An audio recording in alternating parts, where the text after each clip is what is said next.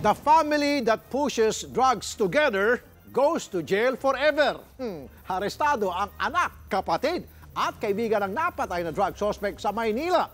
Ang kamag-anak ng pamilya, tulak, nakipagbarilan din sa mga pulis. Nasa gitna ng aksyon si Mon Gualvez.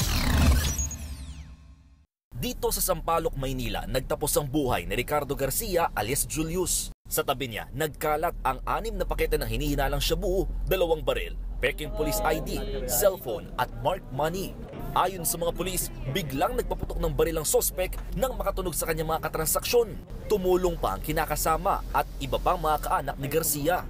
Nahulog yung mga tao ko sa mga makipot lang kasi yung lugar. Talagang prepare po sila na lumaban. Papasok pa lang pa namin yung sa dami po ng sa 3 po na malalaking tao.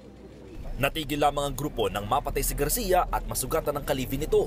Sugatan din sa barilan sina PO3 Michael Carabeo na tinamaan ng bala sa tiyan, habang sa braso naman nabaril si PO1 Ronald De Pasina.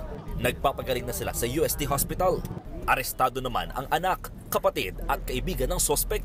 Kasama po ito sa mga nagdi-dispose ng mga drugs din to. Ito yung sila yung drug den po yung lugar eh. Sila po yung isa sa mga di-dispose. Sila po yung nagrarunner, matakbo ng Cavite. May information din po kami na-receive na galing Bulacan.